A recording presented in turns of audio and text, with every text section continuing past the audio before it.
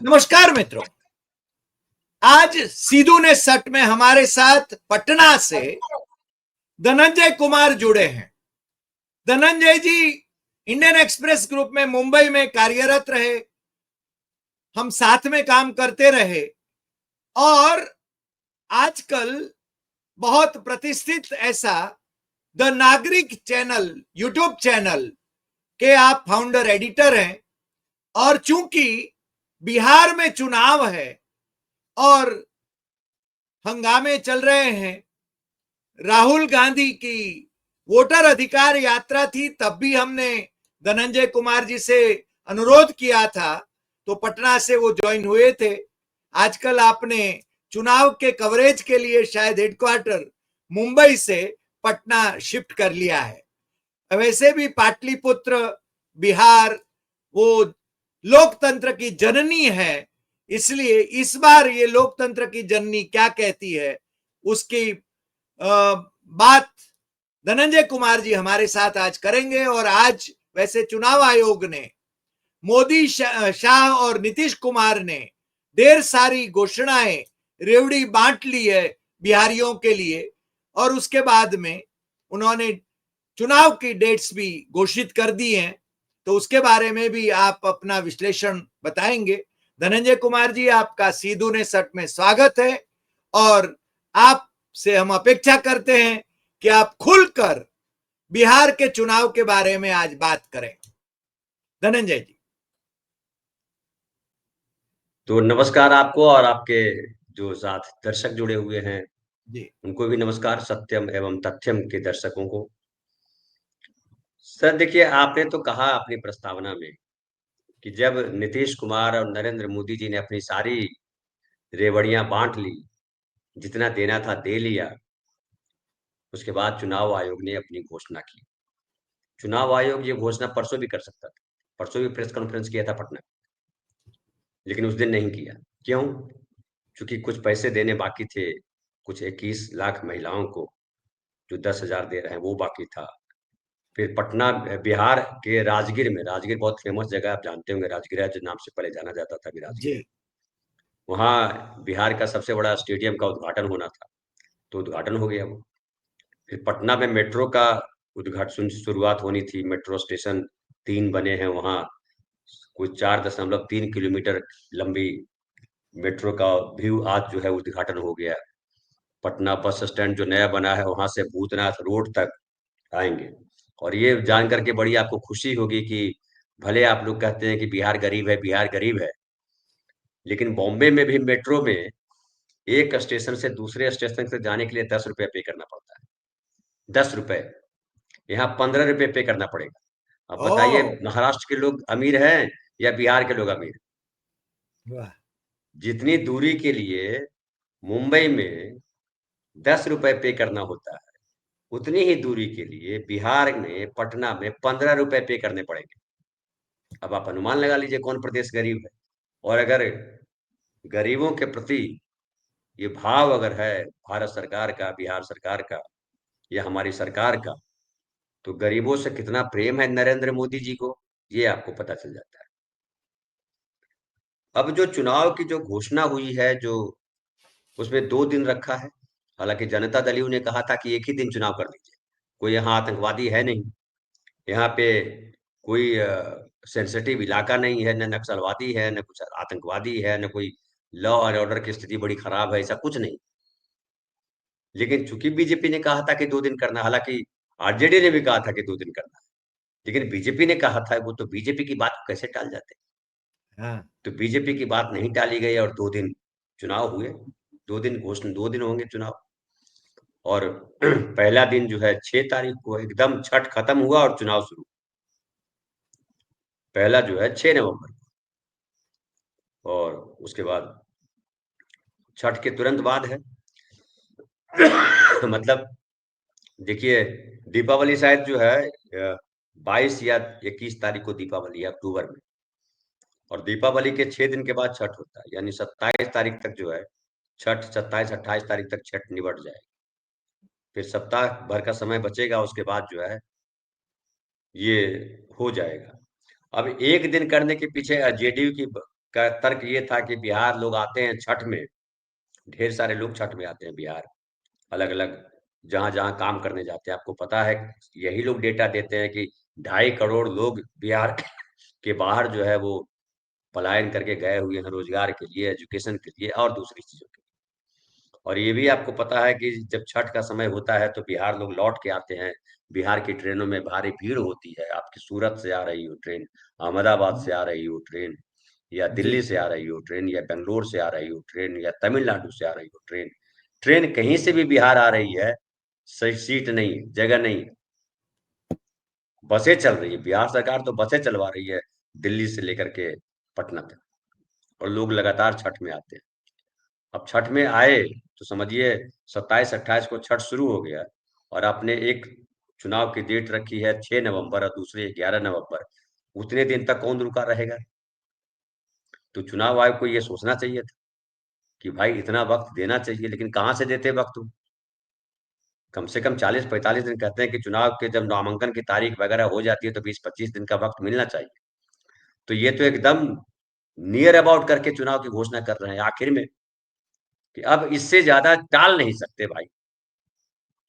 तो भलके जो वोटर हैं, जो जो बिहार में जिनका नाम है, वो वोट भले न दें।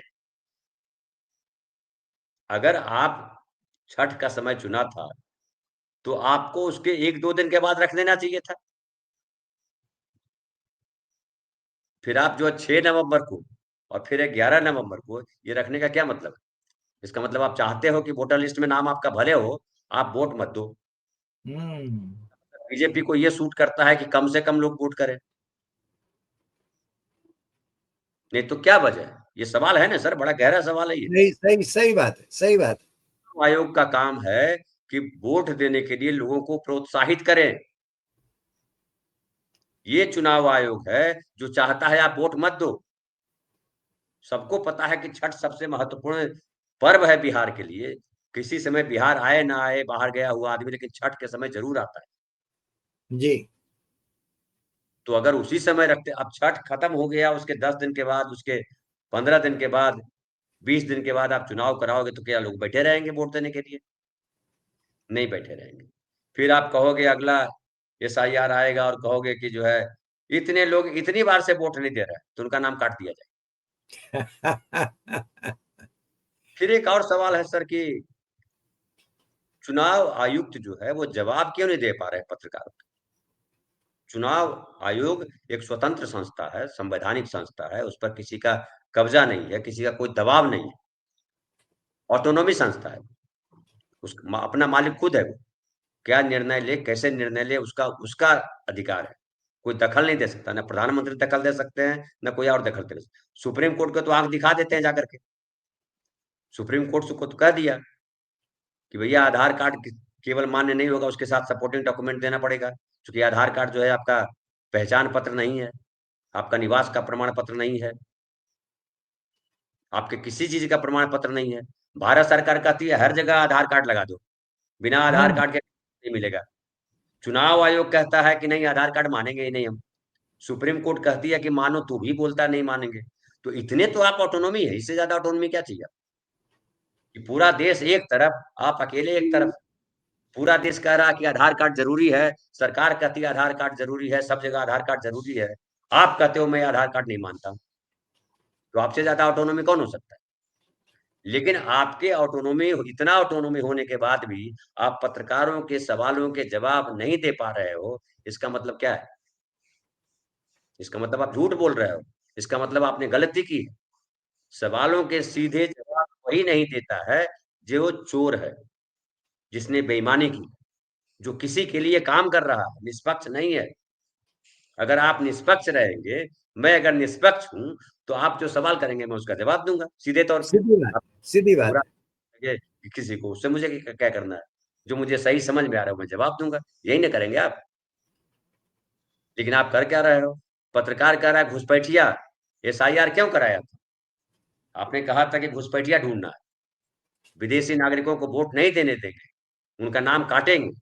तो पत्रकार पूछ रहे हैं कि कितने विदेशी नागरिक निकले, कितने घुसपैठिया निकले? तो क्या बताते हैं चीफ इलेक्शन कमिश्नर? वो कलेक्टर बताएंगे। अरे कलेक्टर के बॉस तो आप हो, कलेक्टरों से आप ले वो कि भैया एसआईआर कराने का मकसद ये था जी कि हमने कितने विदेशियों को निकाला, हमको राहुल गांधी इतना कटघरे में खड़ा किया, हमको तो जवाब देना है एग्जैक्ट फिगर कि 50,36,642 घुसपैठिया पकड़े हमने, ये आपको देना था। तो आप कह रहे हो कलेक्टर बताएगा, कलेक्टर क्यों बताएगा? कलेक्टर से कौन पूछने जाएगा? क्यों पूछने जाएगा जब चुनाव आयुक्त और है तो?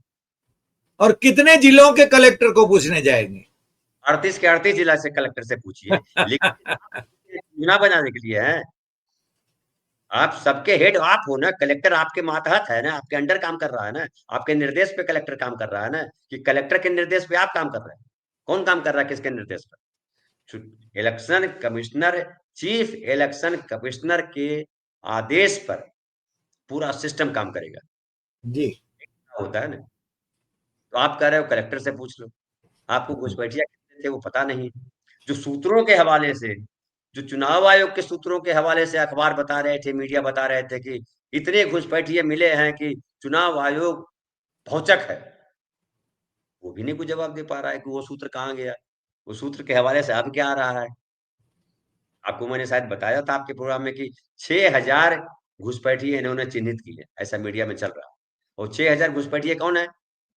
वो नेपाल की वो महिलाएं हैं, वो लड़कियां हैं जो शादी करके बिहार आई। राइट।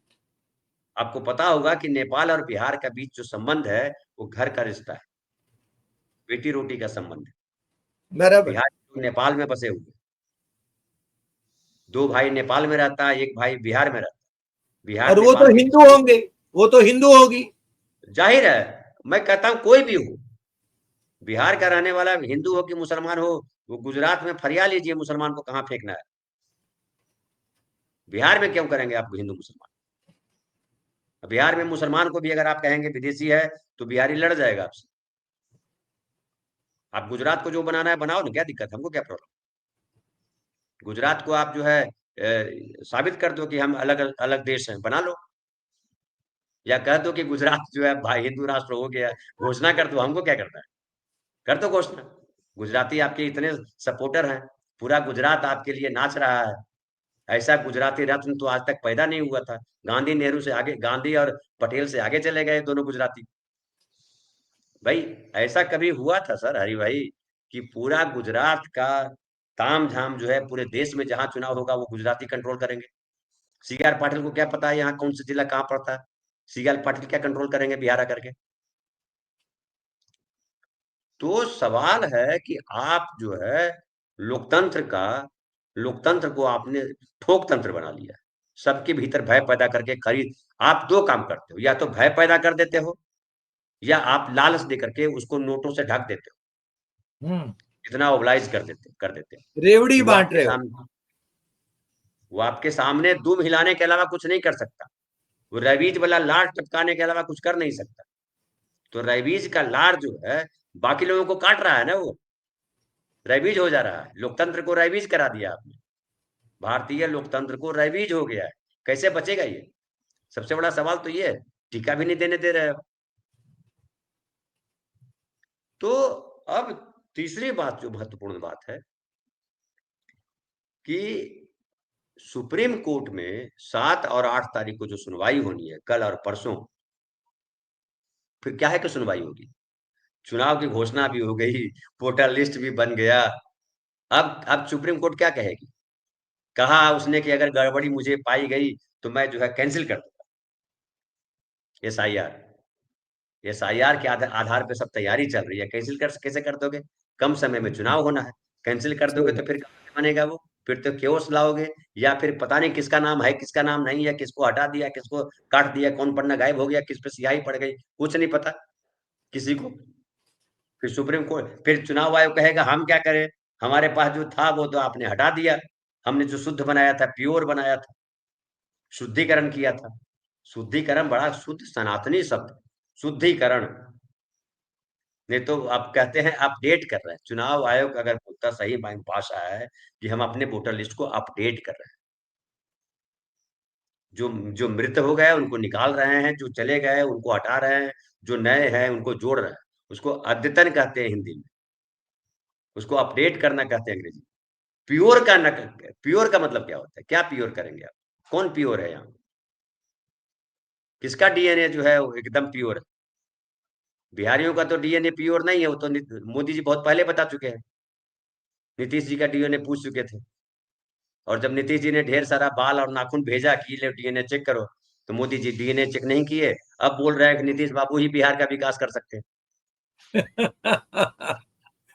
पिछले मजाक हो रही चुनाव है। में पिछले चुनाव में मतलब पिछले चुनाव से पहले, ये जो 2024 का चुनाव से पहले, जब नरेंद्र मोदी, जब इंडिया गठबंधन के साथ थे नीतीश कुमार, तो यही नरेंद्र मोदी, जैसे पंडित जी मंत्र करते हैं फलाना स्वाहा फलाना स्वाहा फलाना स्वाहा, वैसे तो भ्रष्ट जो करप्शन हुए हैं बिहार में, घोटाले हुए, उसका जिक्र कर रहे हो तो ये घोटाला ये घोटाला ये घोटाला, लगातार 3 मिनट तक घोटाले का जिक्र किया था।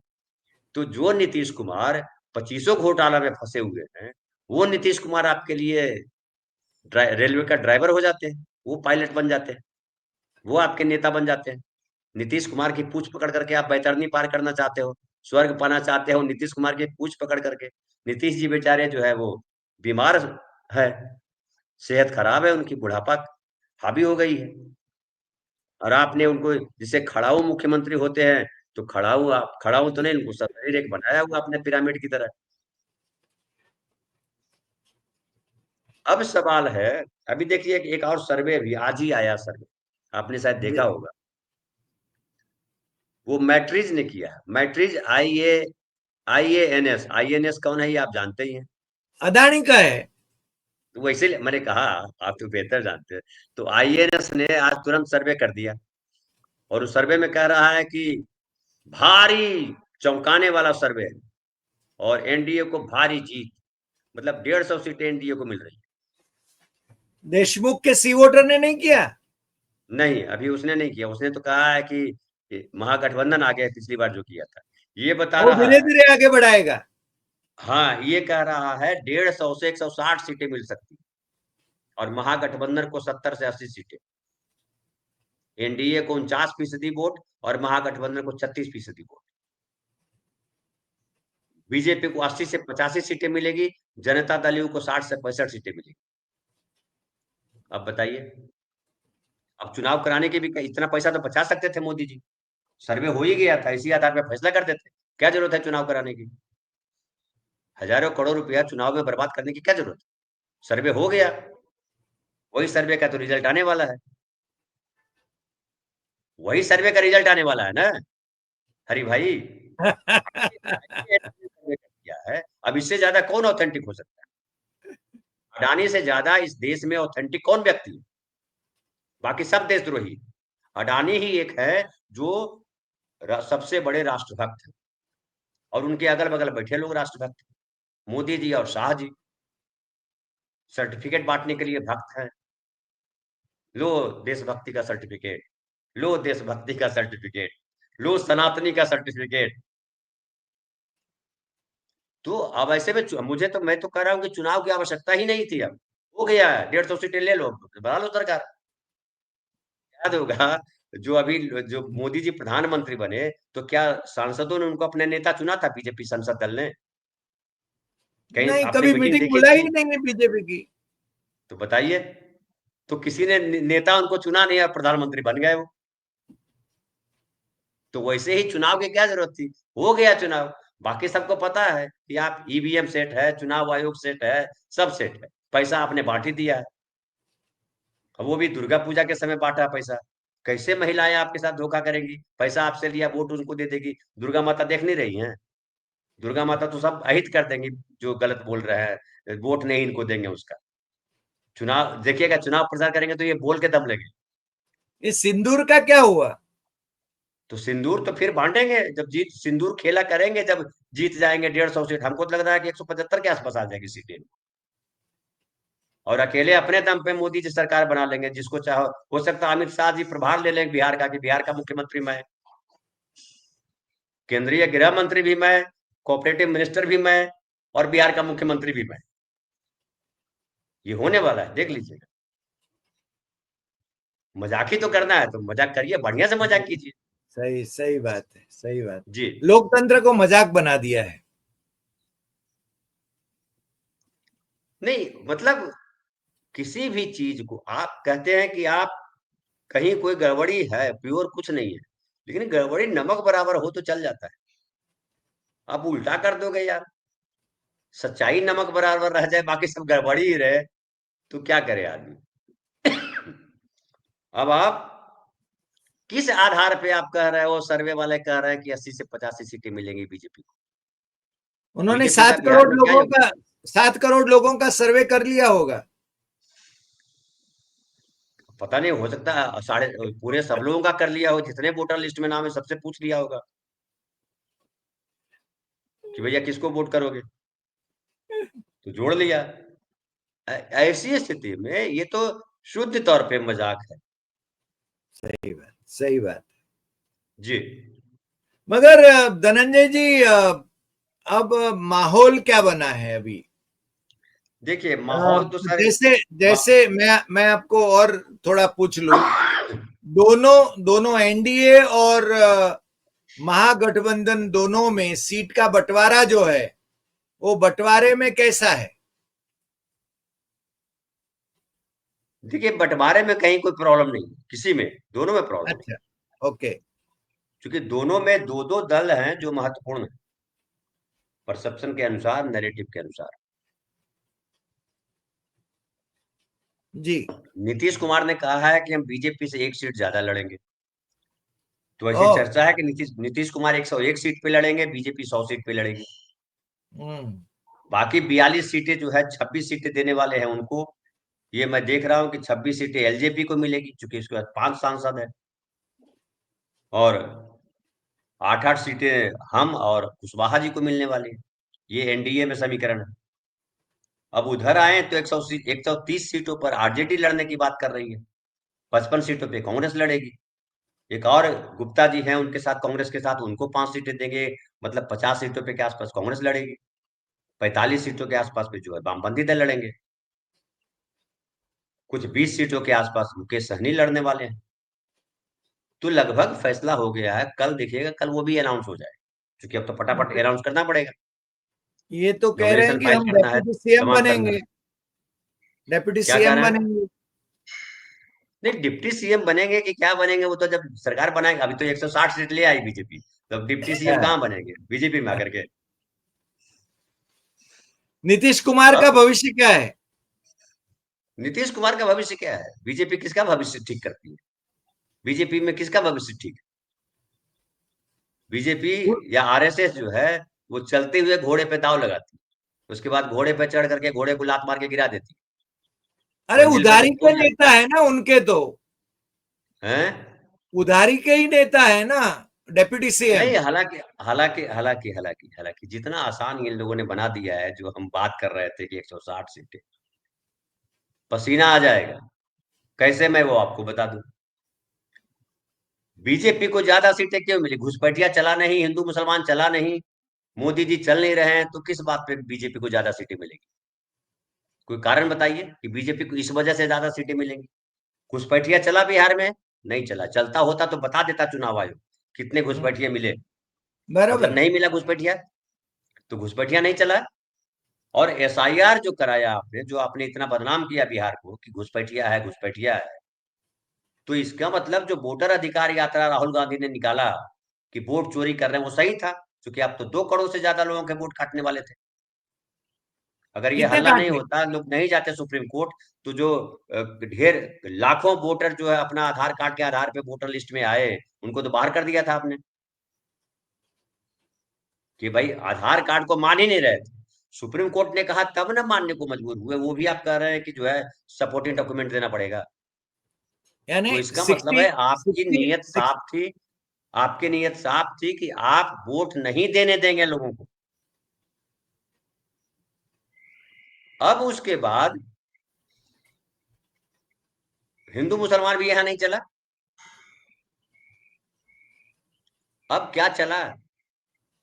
नीतीश कुमार। आपके पास तुरुप का पत्ता एक है, नीतीश कुमार, जो 2020 में जब वो होशो हवास में थे, तब आप 150 नहीं पहुंच पाए। हम्म। अब वो होशो हवास में नहीं है, मोदी जी खुद बैसाखी पे चल रहे हैं, दुनिया भर में भद हो गई है, ट्रंप ने कोई किसी जगह का नहीं छोड़ा है, उसके बावजूद अगर आपको 150 सीटें आ रही है, तो इसका मतलब है भयंकर बेईमानी करते हो आप। कोई पूछने की बात है? फिर आप बताइए कि सुप्रीम कोर्ट क्या झुनझुना बजाने के लिए है? सुप्रीम कोर्ट 7-8 तारीख को क्या सुनेगा, क्या करेगा वो, क्या कहेगा वो कि नहीं अब तो बराबर। वोट, अब तो घोषणा हो गई इसलिए चुनाव होने देते हैं? तो मतलब मजाक बना दिया न्यायपालिका को। तो न्यायपालिका मजाक, संविधान मजाक, पूरा लोकतंत्र मजाक, सब मजाक। और जो झूठे 2 नारे हैं आपके, हिंदू राष्ट्र का और सनातनी का, और ये देशभक्ति का, भारत माता की जय का, वो तो पूरा पूरा ढोंग है। फिर भारत माता की जय बोलने से भारत माता की जय हो जाएगी? तो सर अभी सरहद पे आपने देखा होगा, जैसलमेर में इनके लाठी वाले जो है वो घूम रहे थे लाठी लेकर के, पाकिस्तान को डराने के लिए। पाकिस्तान डर जाएगा इनके लाठी से। तो चीन जाकर के डराते, चीन के बॉर्डर पे लगाते मार्च वैसे ही। मतलब इतना बड़ा मजाक। दुनिया के सामने सबको पता है कि चीन अमेरिका को चैलेंज कर रहा है, चीन अमेरिका के बिल्कुल लिए चुनौती है, और आप पाकिस्तान के गीत गा रहे हो, चाइना के सामने आपकी घिघी बन जाती है। सही बात, ये सही बात। देशभक्ति आपकी है। अच्छा ये बताएं धनंजय जी, ये पीके का क्या ख्याल है? पीके, तौफीक रजा और ये असदुद्दीन ओवैसी, ये क्या खेल खेल रहे हैं? कोई खेल नहीं इनका। देखिए पीके साहब वोट काटेंगे, मेजर वोट काटेंगे वो इन लोगों के। इन अब लोगों कुछ ने। कैंडिडेट देंगे तब पता ना ज्यादा सही हो, मुफीद होगा। लेकिन पीके जो है वो एंटी एस्टेब्लिशमेंट वोट काटने के लिए आए हैं। जो कोई नाराज लोग हैं तो हमको वोट दे दो, वो विपक्ष की तरफ मत जाओ, उनकी इतनी भूमिका है। यानी भाजपा की मदद करेंगे।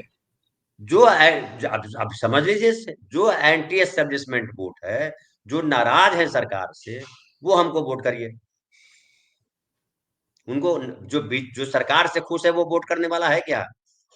सरकार से खुश लोग तो वोट नहीं करेंगे ना पीके को। हम्म। सरकार से जो नाराज है वही ना पीके को वोट करेंगे। तो सरकार सही से बात। नाराज वोट कहाँ जाना था? वो विपक्ष में जाना था, वो महागठबंधन में जाना था। वो वोट राइट। इनके पास आएगा तो किसका वोट काट रहा है? जाहिर। जी। A I Asaduddin A Owaisi. I M I M A I M मुस्लिमों का वोट इस बार नहीं ले पाएंगे। पिछली जो बार 5 मिले थे उनको। मुसलमानों को ये समाचार है, उनको इतनी समझदारी है कि जब तक दिल्ली से नहीं सरकार हटेगी बीजेपी की, तब तक जो संविधान सम्मत देश चलना चाहिए, सरकार चलनी चाहिए, वो नहीं चलेगी। उत्तर प्रदेश बिहार में कोई फर्क नहीं रह जाएगा। जी। बरेली का जो तौफीक रजा है, उसको भी भेज रहे हैं कहते हैं यार, क्योंकि भाजपा ही आदमी है वो। तौफीक रजा बजा वहां चल रहा होगा, इधर उसकी कोई औकात नहीं। ऐसे तौफीक अच्छा। रजा सब गली मोहल्ले में नाचते कूदते रहते हैं। बिहार के मुसलमान भी बड़े बहुत होशियार है सर। नहीं, वो बिहार के लोग ही होशियार है। बिल्कुल है। तभी तो हाँ। 10 रुपया जो बम्बई में दे रहे हैं वो 15 रुपए देने को तैयार है। वाह भाई जी। वाह। धनंजय जी। जी, आज आप हमारे साथ जुड़े, आप व्यस्त रहे पूरे दिन, बावजूद इसके आप पटना से हमारे साथ जुड़े और आपने वहां की जो बातें हैं वो धरातल पर, जो बातें, जो जो चित्र है वो हमारे सामने प्रस्तुत किया, हमारे दर्शकों को लाभान्वित किया। उसके लिए हम आपके बहुत बहुत आभारी हैं और फिर मिलेंगे नए एपिसोड में नए विषय के साथ। नमस्कार।